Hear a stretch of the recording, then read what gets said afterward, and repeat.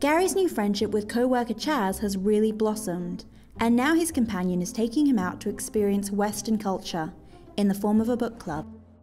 And it's a great place to pick up chicks. Have you read the assigned literature? That doesn't matter. You just have to sound like you know what you're talking about. Then wait for them to come to you.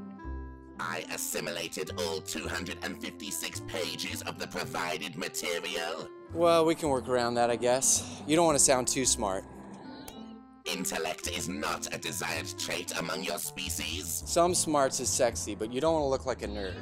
You do this right, you can screw your way through the entire book club. And if you're really smart, you get out before the drama hits. This is how you mate. I've been through 8 book clubs in the last 2 years. Humans are far less emotional than our adversaries had led us to believe, but your probability of success would be greater if you had read the material. It's a book club. It's always Pride and Prejudice. I caught half the movie on TV. Keira Knightley's hot, so whatever. I got this.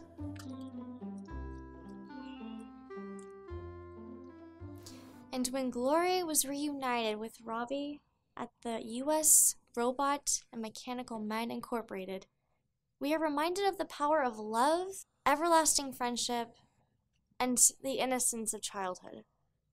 And who's to say who's alive and who isn't? Robbie was a robot, but I really think that he loved Gloria in his own kind of robot-y way. He changed Gloria forever, and he even saved her life.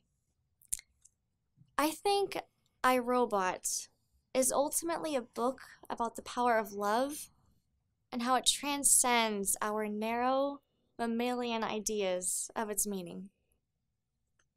Thank you. Okay, let's get some other feedback from the others, shall we? I could share.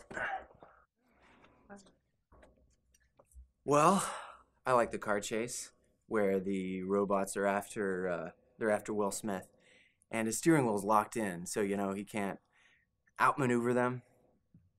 It added a lot of tension to the car chase. You don't get that with a lot of car chases in books. Is that a scene from Pride and Prejudice? I mean, I haven't read iRobot in a while. Can I be honest with you?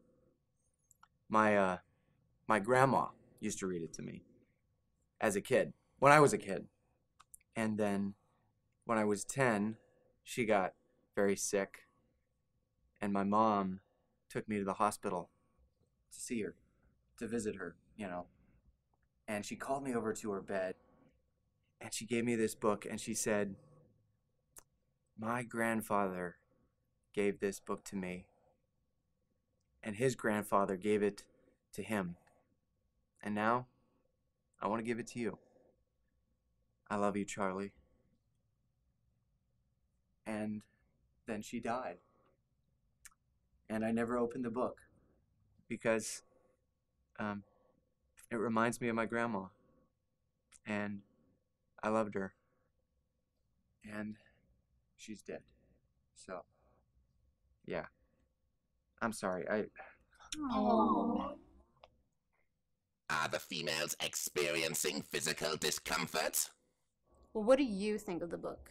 After a brief analysis of the text, I have concluded that the 3 laws of robotics in this fiction are preposterous. The first rule stipulates safety to all humans as the top priority. I did not know iRobot was a comedy.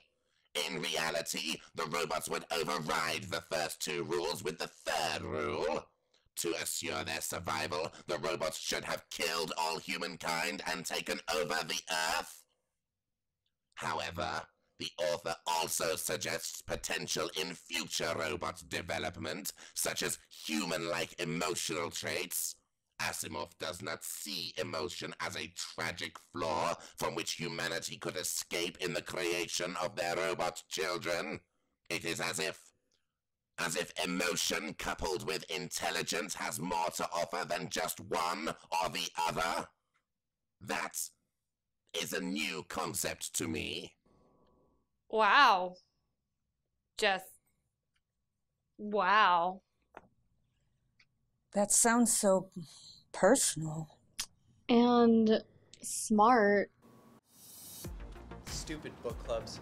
So I guess I'm not getting laid tonight. But not every swing can hit a home run. In a couple of weeks, I could... Hey, you.